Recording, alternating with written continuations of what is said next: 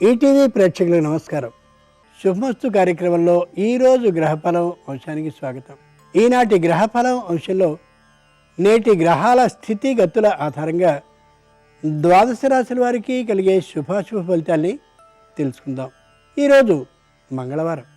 కుజగ్రహ దోష నివారణకి, సంతాన ప్రాప్తికి, రుణ విముక్తికి, వృత్తి ఉద్యోగ వ్యాపార లాభానికి మంగళవారం సందర్భంగా సుబ్రహ్మణ్యేశ్వర స్వామి వారిని ద్వాదశ రాశుల వారు ఏ విధమైన విధి విధానాలతో అర్చించాలో ఆ విశేషాలను తెలుసుకుందాం. దీంతో పాటుగా వివిధ దేవతల్ని ఏ పుష్పాలతో పూజించడం వల్ల ఏ ఫలితాల్ని పొందుతామో ఆ విశేషాల్ని మన ధర్మం శీర్షికలో తెలుసుకుందాం. ముందుగా నేటి పంచాంగం. స్వస్తి శ్రీ శార్వరనామ సంవత్సరం ఉత్తరాయణం, శిశిర ఋతువు, ఫాల్గుణ మాసం, శుద్ధపక్షం. ఇక క్రమంగా మేషాది ద్వాదశ రాశుల వారి ఫలితాలని పరిశీలించి చూద్దాం. ముందుగా మేషరాశి.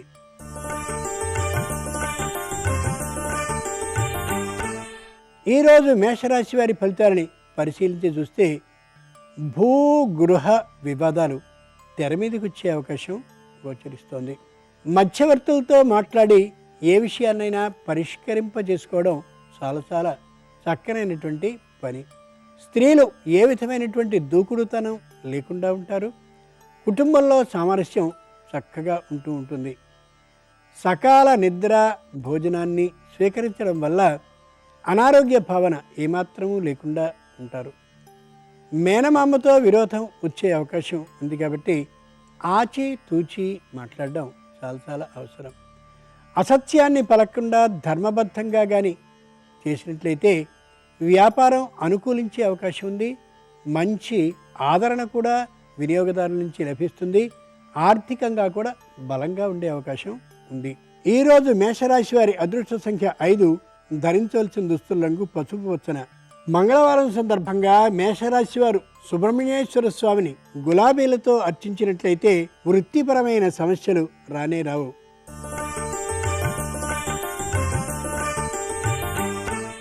ఈరోజు వృషభ రాశి వారి ఫలితాన్ని పరిశీలించి చూస్తే లెక్కలేనటువంటి తనంతో మాట్లాడే అవకాశం గోచరిస్తోంది. యజమానుల విషయంలో మాట్లాడేటటువంటి ప్రతి మాటని కూడా ఎదుటివారు బుద్ధిలో రాసుకుంటున్నారనేటటువంటి ఆలోచనతో మాట్లాడడం చాలా అవసరం.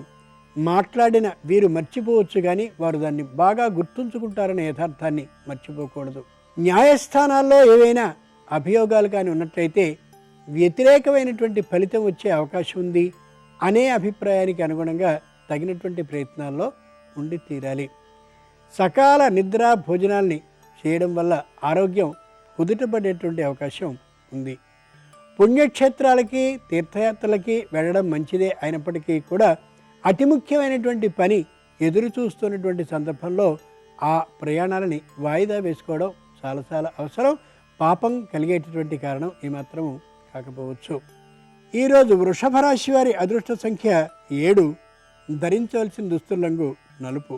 మంగళవారం సందర్భంగా వృషభ రాశి వారు సుబ్రహ్మణ్యేశ్వర స్వామి వారిని శ్యామంతులతో అర్చించినట్లయితే రుణ సమస్యలు క్రమంగా తొలగిపోతాయి.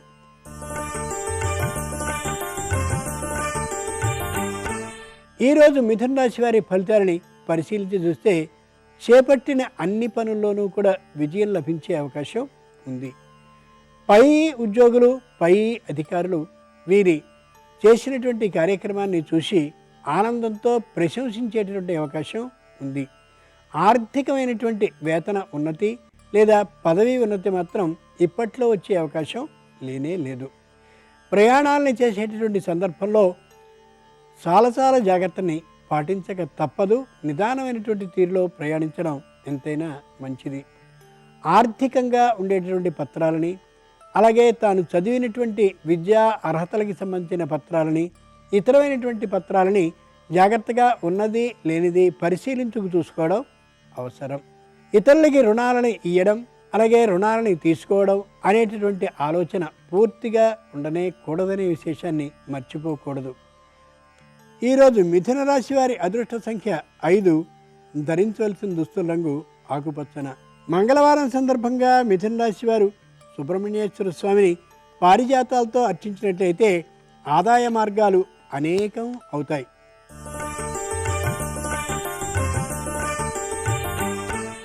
ఈరోజు కర్కాటక రాశి వారి ఫలితాలని పరిశీలించి చూస్తే భూములకి గృహాలకి సంబంధించినటువంటి ఒప్పంద పత్రాలు అంటే అగ్రిమెంట్లు రాసుకునే అవకాశం ఉంది.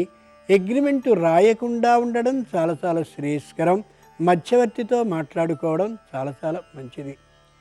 న్యాయస్థానాల్లో ఏవైనా అభియోగాలు ఉన్నట్లయితే అవి బలంగా వ్యక్తి మీద ప్రభావాన్ని చూపించే అవకాశం ఉంది. కాబట్టి ఆలోచించుకుని మాత్రమే ఆచితూచి ప్రవర్తించడం అవసరం. దూరభార ప్రయాణాలని చేయకుండా ఉండడం చాలా చాలా మంచిది. దగ్గరగా ప్రయాణాలని చేసేటటువంటి సందర్భంలో బాగా ఆలోచించుకుని వాహనానికి సంబంధించిన భద్రతతో పాటు వ్యక్తికి శారీరకమైనటువంటి తట్టుకోగలిగిన తన ఉన్నది లేనిది చూసుకుని మాత్రమే ప్రయాణించడం అవసరం. ఇంతకుముందే ఔషధ సేవని కానీ చేస్తూ ఉన్నట్లయితే నిర్లక్ష్య ధోరణి దాని విషయంలో ఏమాత్రమూ సరికాదు. ఈరోజు కర్కాటక రాశి వారి అదృష్ట సంఖ్య 2, ధరించవలసిన దుస్తుల రంగు తెలుపు. మంగళవారం సందర్భంగా కర్కాటక రాశి వారు సుబ్రహ్మణ్యేశ్వర స్వామిని సన్నజాజులతో అర్చించినట్లయితే చేపట్టిన ప్రతి పని విజయోన్ముఖంగా సాగుతుంది.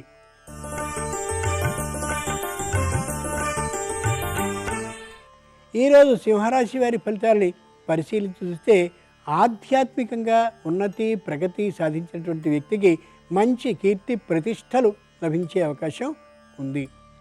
ఆడంబరానికి అట్టహాసానికి బాగా ఖర్చు చేసేటటువంటి లక్షణంతో ఉంటారు ఈ రాశివారు. తద్వారా ఆర్థికమైనటువంటి భారమే ప్రయోజనం అవుతుంది తప్ప అనుకున్నటువంటి ప్రయోజనం సిద్ధించకపోవచ్చు. ఇంతకుముందు ఏవైనా కానీ భూముల్ని అలాగే పొలాలని వీటితో పాటుగా ఇండ్లని కొని ఉన్నట్టయితే వాటికి సంబంధించిన రిజిస్ట్రేషన్లు సక్రమంగా పూర్తయ్యాయా లేదా అనే విషయం మీద గట్టి శ్రద్ధని తీసుకోవాలి తప్ప ఆక్రమింపబడిన అట్లాంటి స్థలాల్లో ఇండ్లని కానీ కట్టినట్లయితే తప్పక విషయం ముదిరేటటువంటి అవకాశం ఉంది. కాబట్టి నియమాలని ముందు సక్రమంగా ఉన్నది లేనిది పరిష్కరించుకోగలగాలి. ఈరోజు సింహరాశి వారి అదృష్ట సంఖ్య 1, ధరించవలసిన దుస్తుల రంగు ఎరుపు. మంగళవారం సందర్భంగా సింహరాశి వారు సుబ్రహ్మణ్యేశ్వర స్వామిని సంపెంగలతో అర్చించినట్లయితే కుటుంబంలో అసహన పరిస్థితులు రానే రావు.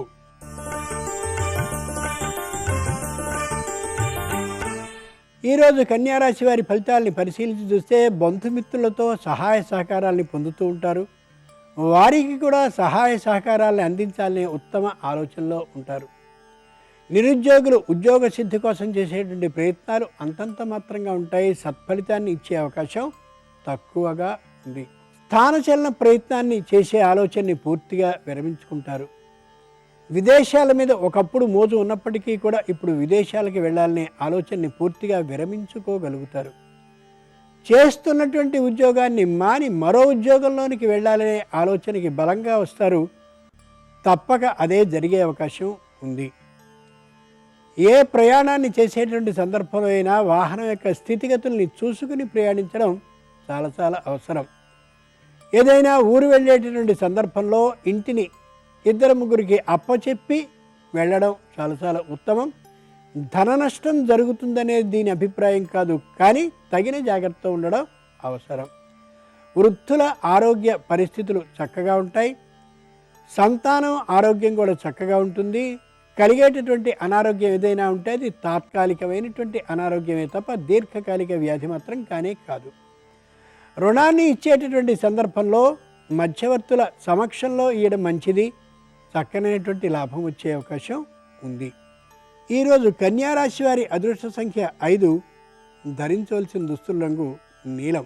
మంగళవారం సందర్భంగా కన్యారాశి వారు సుబ్రహ్మణ్యేశ్వర స్వామిని కనకాంబరాలతో అర్చించినట్లయితే అనారోగ్య భావనలు తొలగిపోతాయి.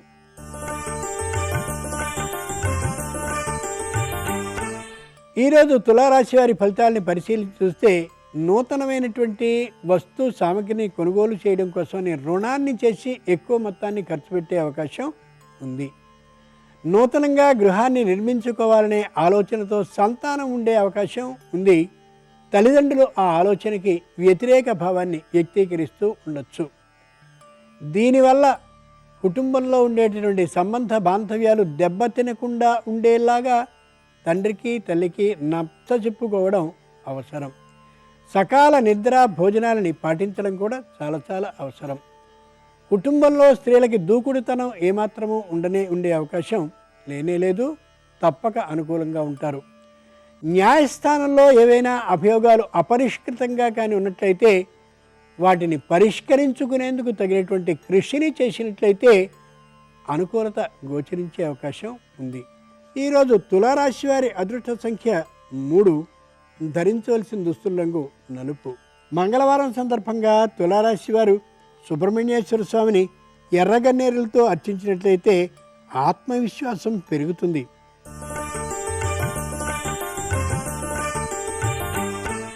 ఈరోజు వృశ్చిక రాశి వారి ఫలితాలని పరిశీలించి చూస్తే లెక్కలేని తనతో మాట్లాడతారు. లోపల భయం ఉన్నప్పటికీ కూడా పైన ధైర్యంగా గర్జిస్తూ ఉండే అవకాశం ఉంది. దూర ప్రాంతాల వారు దగ్గరకు, దగ్గర ప్రాంతాల వారు దూరానికి వెళ్ళి వ్యాపారం చేయాలనే ఆలోచనకి వస్తారు. అది ఎంతవరకు సాధ్యపడుతుందనేటువంటి అంశాన్ని ప్రక్కన పెట్టి అనారోగ్యం ఎంతవరకు వస్తుందనేటువంటి ఆ ఆలోచనతో ఉండడం చాలా చాలా అవసరం.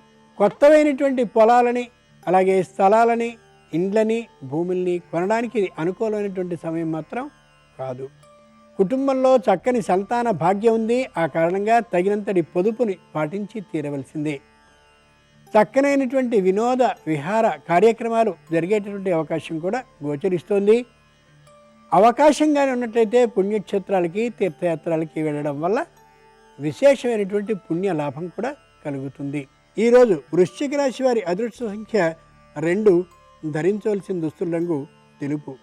మంగళవారం సందర్భంగా వృశ్చిక రాశి వారు సుబ్రహ్మణ్యేశ్వర స్వామి వారిని తెల్లగన్నేరులతో అర్చించినట్లయితే వ్యవహారంలో దక్షత మరింతగా పెరుగుతుంది.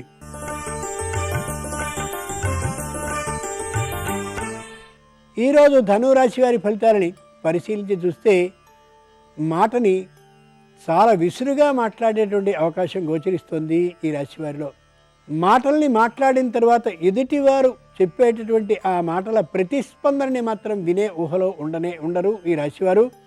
తద్వారా కుటుంబ సంబంధాలు దెబ్బతినే అవకాశం బలంగా ఉంది. ఆధ్యాత్మికమైనటువంటి గురువుని ఎంచుకుని ఆ గురువుల పర్యవేక్షణలో బాగా ఎక్కువసేపు గడిపేటటువంటి అవకాశం గోచరిస్తోంది. సంతానానికి సంబంధించినటువంటి చదువు విషయంలో పెద్ద శ్రద్ధని వహించకపోవచ్చు. అది తల్లిదండ్రులకి, అత్తమామలకి చాలా బాధాకరంగా అనిపించవచ్చు. ఆరోగ్యం అనుకూలంగానే ఉంటుంది, కానీ అంత గట్టిగా ఉండేటటువంటి అవకాశం మాత్రం లేదు. ధనురాశి వారి అదృష్ట సంఖ్య 2. ధరించవలసిన దుస్తుల రంగు ఆకుపచ్చన. మంగళవారం సందర్భంగా ధనురాశి వారు సుబ్రహ్మణ్యేశ్వర స్వామిని మల్లెలతో అర్చించినట్లయితే ఆదాయ మార్గాలు మరిన్ని అవుతూ ఉండడమే కాకుండా అన్నీ సానుకూలపడుతూ ఉంటాయి.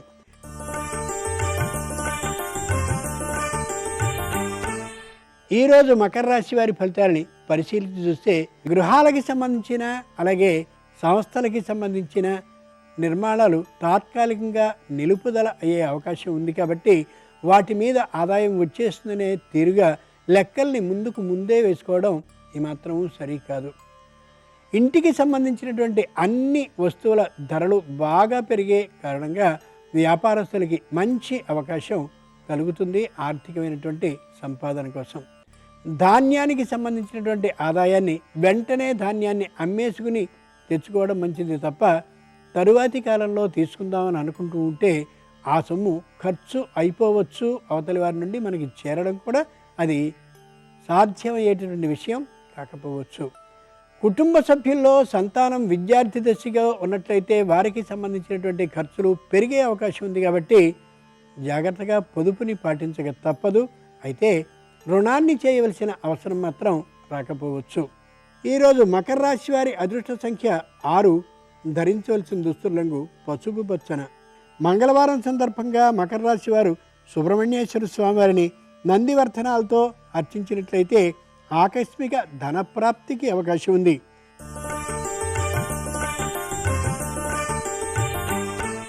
ఈరోజు కుంభరాశి వారి ఫలితాలని పరిశీలించి చూస్తే అనవసరమైనటువంటి ఆలోచనలు కలిగే అవకాశం ఉంది. ఈ రాశి వారికి సూటిగా ఆలోచించడం చాలా చాలా మంచిది.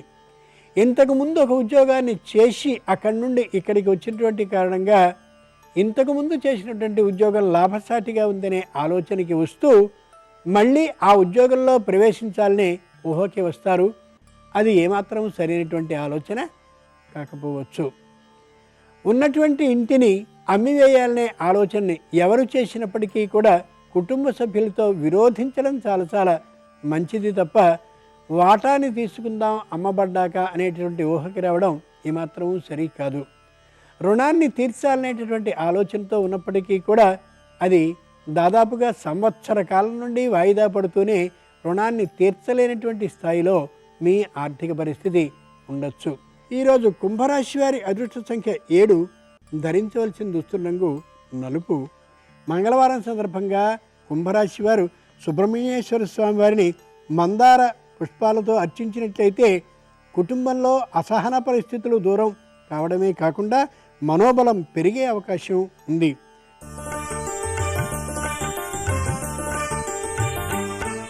ఈరోజు మీనరాశి వారి ఫలితాలని పరిశీలించి చూస్తే స్థిరమైనటువంటి నిర్ణయం మీద ఉండే అవకాశం లేదు ఈ రాశి వారికి. ఎప్పటికప్పుడు సరైనటువంటి ఆలోచనని చేస్తున్నాం అనుకునే అభిప్రాయంతో అనేకమైనటువంటి ఆలోచనల కూడలిగా కనిపిస్తారు మీనరాశి వారు. తాము చేయదలిచినటువంటి పనిని వెంటనే చేయాలనే ఆలోచన కలిగి ఉన్నప్పటికీ కూడా అలా ఆలస్యం అయిపోతూ ఉండొచ్చు కర్తవ్యమైనటువంటి కార్యం. తల్లిదండ్రులతో అనవసరమైనటువంటి విరోధం కలిగే అవకాశం ఉంది. ముఖ్యంగా తండ్రితో. ఆ కారణంగా ఆలోచించుకుని మాత్రమే ప్రవర్తించడం ఎంతైనా అవసరం. సంతానం విద్యార్థి దశలో కానీ ఉన్నట్లయితే వారి చదువుకు కావలసినటువంటి విషయంలో పొదుపు అనేటటువంటి మాటని పాటించకపోవడం చాలా చాలా అవసరం. ముఖ్యంగా అన్ని విధాలైనటువంటి ప్రయత్నాలని చేసినట్లయితే తప్పక నిరుద్యోగులకు కూడా ఉద్యోగం లభించే అవకాశం ఉంది. ఈరోజు మీనరాశి వారి అదృష్ట సంఖ్య 3, ధరించవలసిన దుస్తుల రంగు ఎరుపు. మంగళవారం సందర్భంగా మీనరాశి వారు సువర్ణ గన్నేరు పుష్పాలతో సుబ్రహ్మణ్యేశ్వర స్వామివారిని అర్చించినట్లయితే విద్యార్థుల మేధాశక్తి మరింతగా పెరిగే అవకాశం ఉంది.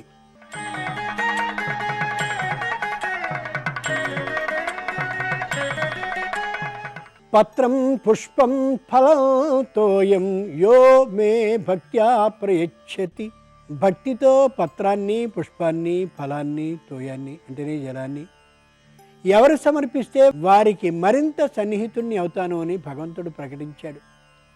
ఈ నేపథ్యంలో ఏ దేవతల్ని ఏ పుష్పాలతో అర్చించినట్లయితే ఏ తీరుల ప్రయోజనాలు కలుగుతాయో ఆ విశేషాల్ని మనం మన ధర్మం శీర్షికలో ఇప్పుడు తెలుసుకుందాం. దైవ ఆరాధనలో పుష్పార్చనకి విశేష ప్రాధాన్యం ఉంది. భగవంతుడు సృష్టించిన అందమైన ప్రకృతి ప్రసాదమైన ఆ పుష్పాల్ని తిరిగి ఆ అంతర్యామికే సమర్పించడం పుష్ప కైంకర్యంలోని ప్రధాన ఉద్దేశ్యం. పుష్పాల్లో నానావిధ జాతులు, రీతులు ఉన్నాయి. అయితే దేవతార్చనలో వివిధ దేవతలకి ప్రియమైన, హితకరమైన పుష్పాలని సమర్పించడం ద్వారా, పూజించడం ద్వారా నిర్దిష్టమైన ఫలితాలని సత్వరం అందుకోవచ్చు అని శాస్త్రాలు చెప్తాయి. శివుణ్ణి సన్నజాజులతో పూజిస్తే ధనప్రాప్తి కలుగుతుంది. విష్ణువుని గులాబీలతో పూజించడం వల్ల కార్యజయం ఏర్పడుతుంది. దుర్గాదేవిని గన్నేరు పూలతో పూజిస్తే శత్రుభయం తొలగిపోతుంది. సరస్వతీదేవిని మల్లెలు లేదా నందివర్ధనాలతో పూజిస్తే విద్యా లాభం కలుగుతుంది. గణపతిని జిల్లేడు పూలతో ఆరాధిస్తే సకల విఘ్నాలు తొలగిపోతాయి. లక్ష్మీదేవిని తామర పూలతో ఆరాధన చేస్తే ఆర్థిక బాధలు తొలగిపోతాయి. కుమారస్వామిని సంపెంగ పూలతో పూజించడం వల్ల రుణ విముక్తి కలుగుతుంది. సూర్యుణ్ణి ముద్దమందారాలతో పూజించడం వల్ల ఆరోగ్యం సమకూరుతుంది. శ్రీ వెంకటేశ్వర స్వామిని చేమంతులతో ఆరాధిస్తే గృహంలో శాంతి సౌఖ్యాలు ఏర్పడతాయి. ఇలా వివిధ దేవతల్ని వారికి ఇష్టమైన పుష్పాలతో పూజించడం వల్ల ఈ తీరు ఉత్తమ ఫలితాన్ని అందుకోవచ్చు.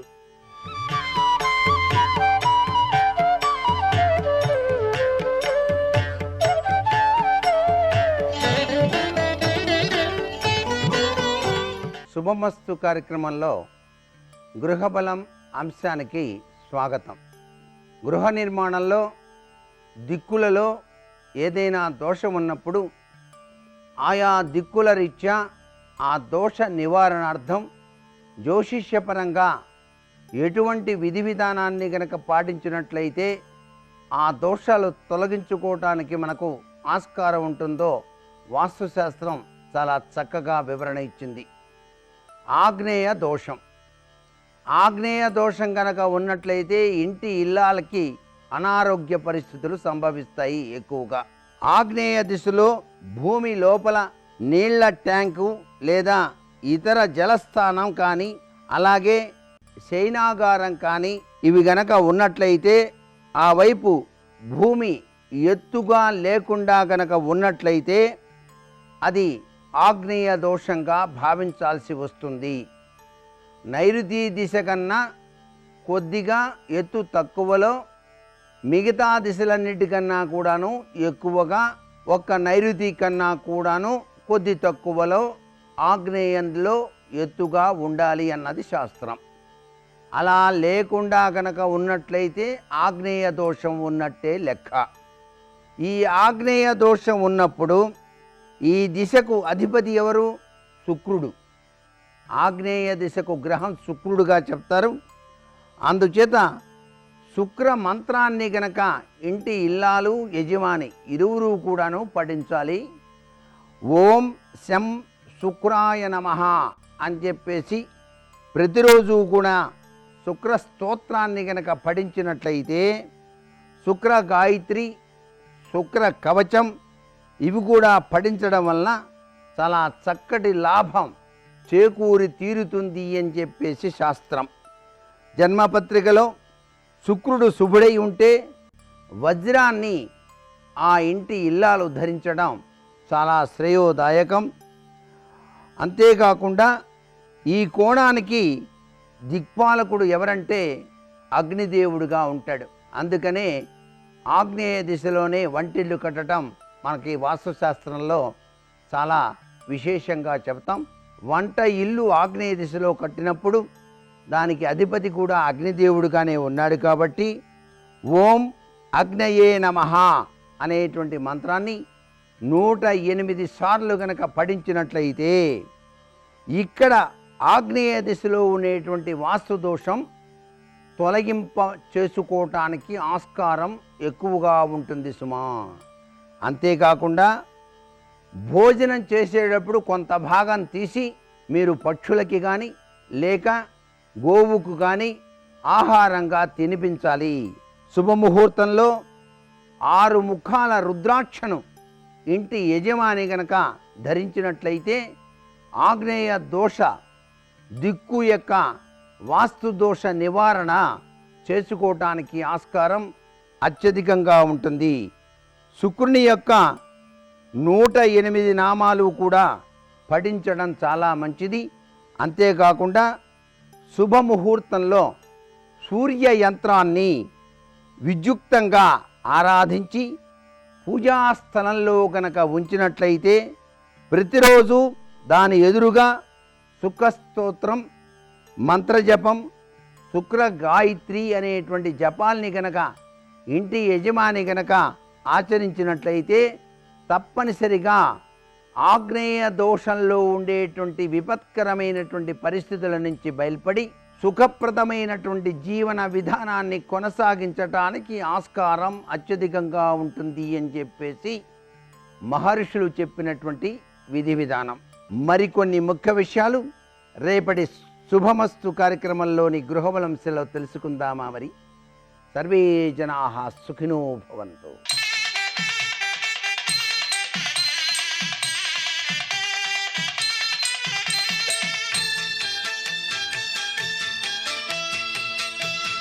శుభమస్తు కార్యక్రమంలో శ్రీరస్తు అంశానికి స్వాగతం.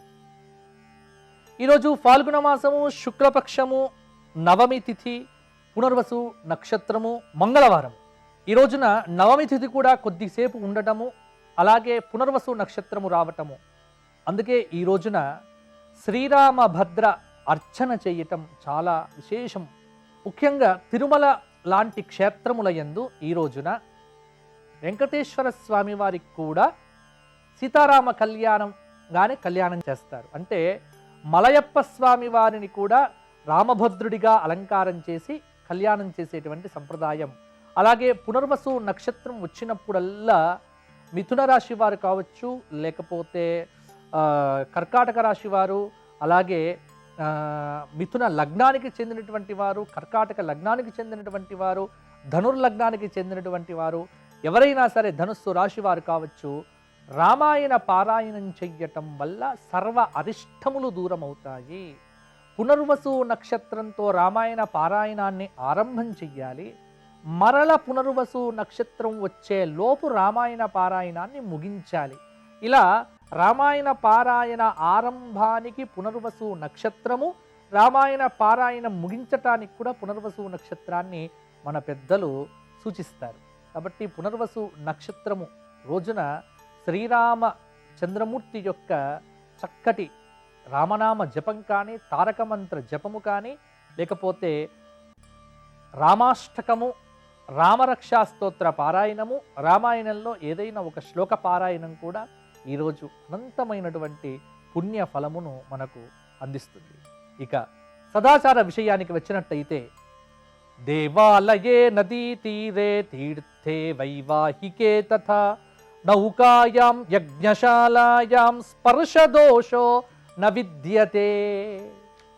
ఎక్కడెక్కడ స్పర్శదోషము ఉండదో శాస్త్రము చెప్పారు.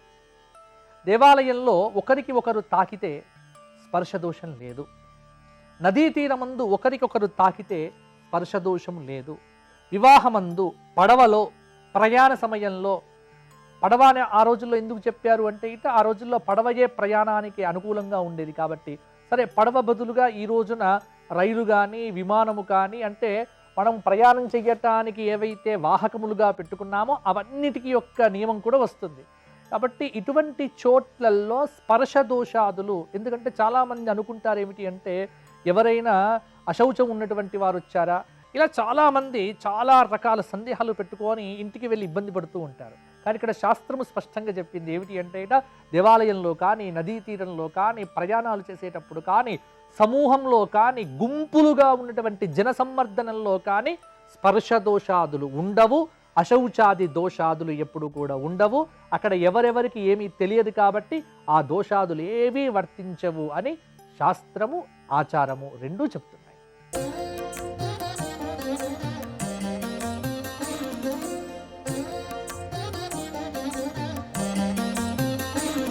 శుభోదయం. శుభమస్తు కార్యక్రమంలో విజయోస్తు అనే అంశానికి స్వాగతం. జీవితంలో విజయం పొందాలి అంటే జీవిత భాగస్వామి సహకారం తప్పనిసరి. భార్యాభర్తలు ఇరువురు కలిసి ఉంటేనే సంపూర్ణంగా విజయం సాధించగలుగుతారు. శివ అంటే పార్వతి, శివ అంటే పరమేశ్వరుడు.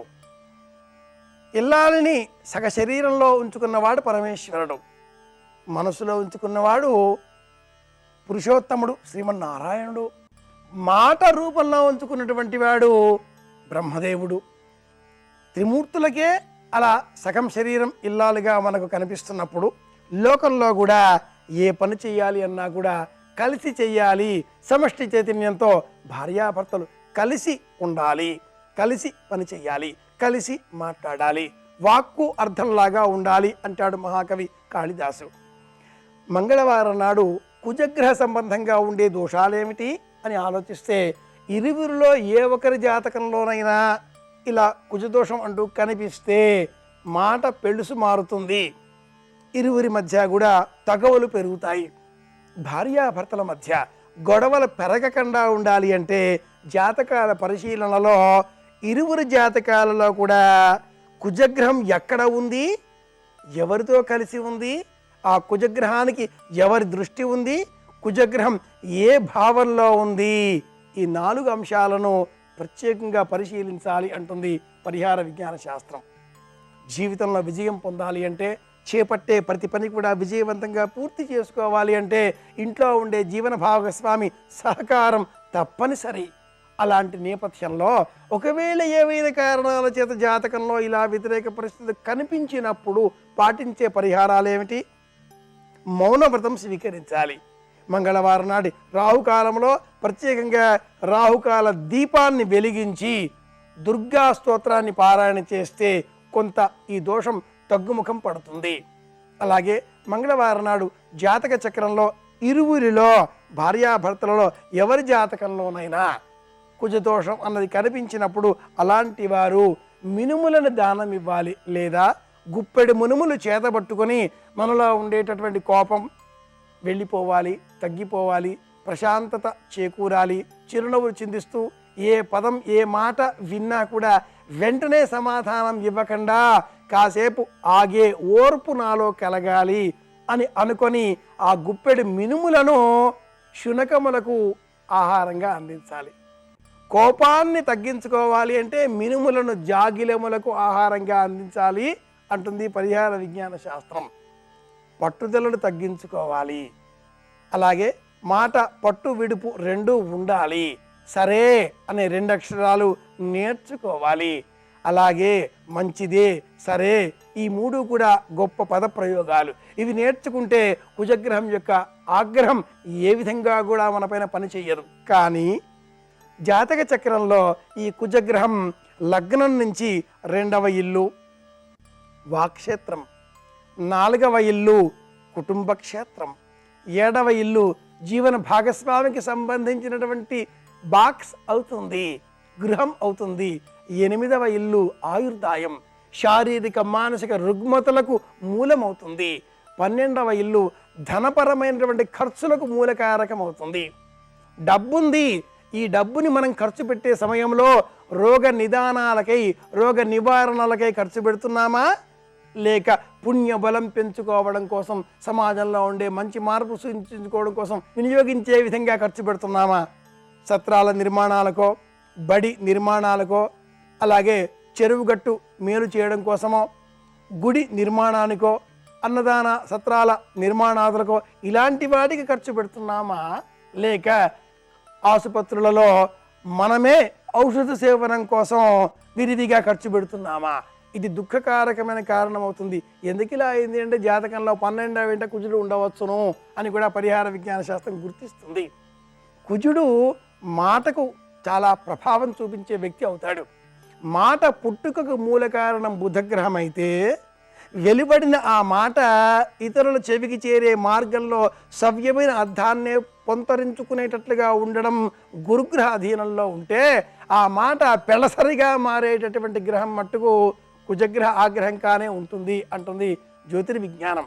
ఇలాంటి నేపథ్యంలో మిరియపు గింజలను దానం ఇవ్వాలి అని కూడా పరిహార విజ్ఞాన శాస్త్రం ఇలా సూచన చేస్తుంది. ఇవి ఈనాటి విశేషాంశాలు. మరిన్ని విషయాలతో మళ్ళీ రేపు కలుసుకుందాం. అందరి క్షేమాన్ని కోరుదాం అని విన్నవిస్తూ శుభమస్తు.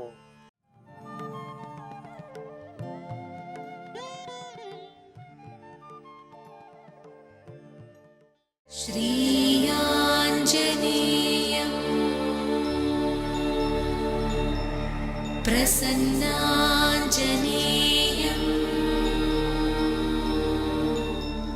श्रीयाञ्जनेयं प्रसन्नाञ्जनेयं वायु प्राणः सुखं वायुः వాయు సర్వమిదం జగత్. అసలు వాయువే ఈ జగత్. ఆ వాయువు లేనినాడు ఈ జగత్తు లేదు. ఎందుకన్నారు ఈ మాట? జ అంటే జాయతే, గ అంటే గచ్చతే.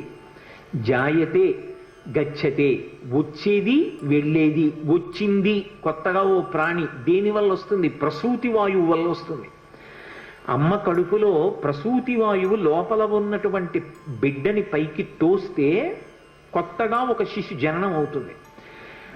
అది పెరిగి పెద్దదైన తర్వాత అందులో ఊపిరి వెళ్ళిపోయి ఇక లోపలికి ఊపిరి పుచ్చుకోకపోతే ఆ ప్రాణి వెళ్ళిపోయింది. కాబట్టి ఇప్పుడు జగత్ అన్న మాట ఎక్కడుంది? వాయువునందే ఉంది. కాబట్టి వాయు సర్వమిదం జగత్ వాయునాసం పరిత్యక్తం న సుఖం విందతే జగత్. ఆ వాయువు కదలడం మానేసింది. లోకానికి సుఖం అన్న మాట లేదు, లోకమే లేదు, జగత్తు లేదు. కాబట్టి ఓ పితామహ, మీరు తొందరపడండి. వాయువుకి ఏ కారణం చేత ఆగ్రహం కలిగిందో ఆ ఆగ్రహాన్ని తీర్చండి. తీర్చి మళ్ళీ సమస్త భూతములు సంతోషపడేటట్టుగా చెయ్యండి. ఇప్పుడు బ్రహ్మగారే బయలుదేరాడు. ఒక్కొక్కసారి పరిస్థితిని యొక్క ఉద్విగ్నతను బట్టి ప్రభువే వెళ్ళవలసి ఉంటుంది. వాళ్ళే నా దగ్గరికి రావాలని అనకూడదు. కాబట్టి ఇప్పుడు ప్రభువే చతుర్ముఖ బ్రహ్మగారే బయలుదేరి పర్వత గుహ దగ్గరికి వెళ్ళాడు. గౌరవము అనొక మాట ఉంటుంది. ఎంత గౌరవంగా ఉంటుందంటే, ఒక కావ్యాన్ని ఒక పురాణాన్ని మీరు పరిశీలిస్తే అంత మర్యాదగా ఉంటుంది. కోపం వేరు, కానీ యుక్తాయుక్త విచక్షణ వేరు. కోపం ఎప్పుడు దేనికి సాధనం కావాలి అంటే, తప్పు జరిగినప్పుడు ఆ తప్పుని దిద్దడానికి సాధనం కావాలి. అది ఒక్కరు చేసిన తప్పు కాదనుకోండి, చాలామంది కలిసి తప్పు చేశారు, అది ఒకడు చేసిన తప్పు కాదు. 50 మంది శిష్యులు ఉన్నారు, ఒక్కడికి గురువుగారు గుర్తురాల. ఏదో సుబ్రహ్మణ్య షష్ఠి నాడు ఉత్సవం జరుగుతోంది, కావడి పట్టుకుంటున్నారు, ఇంతమంది పట్టుకున్నారు, పేరుకి గురువుగారు గురువుగారిని పిలుస్తారు, ఒక్కడికి గురువుగారు గుర్తు రాలేదనుకోండి, గురువుగారు ఎందుకు రాలేదని అడిగినవాడు లేడు, గురువుగారు రెండని పిలిచినవాడు లేడు. ఇప్పుడు గురువుగారికి కోపం రావాలా వద్దా అంటే వచ్చి తీరాలి. ఎందుకంటే వ్యవస్థ గాడి తప్పిపోయింది. కాబట్టి గాడిలో పెట్టాలి అంటే గురువు ఆగ్రహించాలి. ఎలా ఆగ్రహించాలి అంటే, తాను కోపమునకు వశుడైపోకూడదు, కోపము తన చేతిలో ఉండాలి సాధనంగా, దాని చేత దిద్దాలి వ్యవస్థని. ఇది మీరు రామాయణాదుల్ని పరిశీలిస్తే ఎంత అద్భుతంగా కనపడుతుంది. వాయువు చతుర్ముఖ బ్రహ్మగారు వస్తుంటే, నా కొడుకు ఇంత ఇబ్బందికి కారణం అవ్వడానికి అదిగో ఆ ఇంద్రుడే కారణం, ఆ ఇంద్రుడితో దేవతలతో కలిసి బ్రహ్మగారు వస్తున్నాడు, నేనెందుకు లేచి నిలబడాలి అనలేదు. వెంటనే లేచి నిలబడ్డాడు. మంత్రములతో ఆయన దగ్గరికి వెళ్ళి ప్రదక్షిణం చేసి నమస్కారం చేసి చేతులు జోడించి నిలబడ్డాడు. వెంటనే చూశాడు, ఏమి వాయుదేవా, ఏమి ఆగ్రహం, ఇదిగో యుక్తాయుక్త విచక్షణ లేని నా బిడ్డడు దేవతలందరికీ పనికి రావలసిన వాడు సూర్యమండలం వైపుకు వెళ్ళాడని కొట్టాడు ఇంద్రుడు, పడిపోయాడు. వెంటనే ఆయన తన కమండలంలో నీళ్లు ఆ పిల్లవాడి మీద జల్లి స్పృశించాడు బ్రహ్మగారు. చతుర్ముఖ బ్రహ్మగారి యొక్క స్పర్శ కలగగానే ఆ పిల్లవాడు అప్పుడే పుట్టిన వాళ్ళ మళ్ళీ లేచి కూర్చున్నాడు. లేచి కూర్చుంటే వాయువుతో సహా సమస్త దేవతలందరూ సంతోషించారు. వెంటనే వాయువు మళ్ళీ ప్రసరణం ప్రారంభం చేశాడు. సమస్త భూతముల యందు ఆయా శరీరముల యందు వాయు ప్రసరణం ప్రారంభమైంది. ఆ వాయు ప్రసరణం ఎప్పుడైతే ప్రారంభమైందో అందరూ సేద తీరారు. ఇప్పుడు బ్రహ్మగారు అన్నారు, ఈ పిల్లవాడు మహోత్కృష్టమైనటువంటి మూర్తి, ఇతను దేవతా కార్యములను సాధించవలసిన వాడు, అందుకే నేను ఇతనికి వరం ఇస్తున్నాను. ఈ పిల్లవాడు బ్రహ్మదండము చేత కూడా కొట్టబడడు ఇకపైన, మీరు కూడా ఈ పిల్లవాడికి వరాలు ఇవ్వండి అని ఆజ్ఞాపించాడు దేవతల్ని. సాధారణంగా వరం ఇస్తే దేవతలు ఏదో ఒక కోర్కె తీరేటట్టుగా ఇస్తారు, కానీ హనుమ విషయంలో చాలా విచిత్రమైన రీతిలో వరం ఇచ్చారు. ఆ దేవతలందరూ బయలుదేరారు. సూర్య భగవానుడు వచ్చాడు. వచ్చి ఆయన అన్నాడు, ఈ పిల్లవాడికి నేను గురుస్థానం వహిస్తాను. ఒక గురువు దొరకడం అంటే జీవితంలో ఎంత గొప్ప విషయమో అర్థమవుతుంది. హనుమకి సూర్యనారాయణమూర్తి పేరు చెప్తే చాలు పరమ సంతోషం. ఎందుకంటే ఆయన గురువుగారే లోకంలో. అందుకని ఆ సూర్యనారాయణమూర్తి వచ్చి ఈ పిల్లవాడికి తగిన వయస్సు వచ్చిన తరువాత నేను శాస్త్రపాఠం చెప్తాను, ఇతనికి నేను గురువు అవుతాను. ఇంకంతకన్నా లోకంలో కావలసింది ఏముంటుందండి? అసలు తగిన గురువు లభించడం కన్నా అదృష్టం ఉంటుందా? సూర్యుడే వచ్చి గురువు అవుతానన్నాడు. కానీ అది తర్వాత ఎంత చమత్కారానికి దారి తీసిందో మీరు పరిశీలించవలసి ఉంటుంది. దేవేంద్రుడు వచ్చాడు, ఒక విచిత్రమైన కోరిక కోరాడు. ఈ పిల్లవాడిని నేను వజ్రాయుధం పెట్టి కొట్టాను, కొడితే కేవలం ఇతని ఎడమ దవడ ఒక్కటి విరిగింది. ఈ విషయం లోకానికి అంతటికీ తెలియడం కోసం వజ్రాయుధం పెట్టి కొడితే విరిగినటువంటి ఎడమ దవడ కలిగిన వాడు కాబట్టి హనుమా అని పిలవబడాలి. ఈ పిల్లవాడు ఇక పైన నా వజ్రాయుధము చేత ఎన్నడూ కొట్టబడడు, నా వజ్రాయుధం ఈ పిల్లవాడిని ఏమీ చెయ్యలేదు. వెంటనే యమధర్మరాజు గారు వచ్చాడు. ఆయన అన్నాడు, లోకంలో ఏ ప్రాణులైనా సరే నేను వేసినటువంటి యమపాశముల చేత శరీరాన్ని విడిచిపెట్టేస్తారు, జీవుడు ఉత్క్రమణం అవుతాడు. కానీ ఈ పిల్లవాడు యమపాశముల చేత కట్టబడడు. నా యొక్క అనుగ్రహం లేకపోతే రోగములు వస్తాయి, రోగముల చేత బాధపడతారు జనులు. కానీ ఈ పిల్లవాడి శరీరానికి ఎప్పుడు రోగం రాదు. ఏ రోగం లేకుండా ఎప్పుడు పరమ సంతోషంతో ఆనందంగా జీవనం చేస్తాడు. యమధర్మరాజు గారు వరం ఇచ్చాడు. వెంటనే వరుణుడు బయలుదేరి వచ్చాడు. ఆయన అన్నాడు, 10 లక్షల సంవత్సరముల తర్వాత కూడా నా వరుణపాశముల చేత ఈ పిల్లవాడు బంధింపబడడు. ఈ పిల్లవాడు నీటిలో మునిగిపోయినా ప్రమాదము జరగదు. నీటి యందు పిల్లవాడికి ప్రమాదము జరగకుండా వరుణపాశముల చేత కట్టబడడు అని నేను వరమిస్తున్నానన్నాడు. కుబేరుడు బయలుదేరి వచ్చాడు. వచ్చి ఆయన అన్నాడు, ఆయన ఒక కన్ను పచ్చగా ఉంటుంది, పచ్చటి కన్ను పెట్టుకుని ఉంటాడు కుబేరుడు. సరే, ఆ వృత్తాంతం అంతా వేరనుకోండి. కాబట్టి ఆ కుబేరుడు అన్నాడు, నా కుబేరుని యొక్క దండము చేత, యక్షుల చేత ఈ పిల్లవాడు కట్టబడడం, నా శక్తి ఈ పిల్లవాడిని కట్టడానికి సరిపోదు అన్నాడు. పరమశివుడు వచ్చాడు, నా త్రిశూలము చేత కాని, నా సంబంధమైన ఏ అస్త్రము చేత కాని ఈ పిల్లవాడు కట్టబడడం. విశ్వకర్మ వచ్చాడు. ఆయన అన్నాడు, సమస్తమైనటువంటి అస్త్రములు నా చేత నిర్మింపబడ్డాయి, శస్త్రములు నా చేత నిర్మింపబడ్డాయి. శస్త్రములు అంటే బాహ్యంలో చేత్తో పట్టుకుని కొట్టడానికి, పొడవడానికి పనికొస్తాయి. శూలం, గద, కత్తి, డాలు, ఢమరుకం, ఇలాంటి డాలు వంటివి.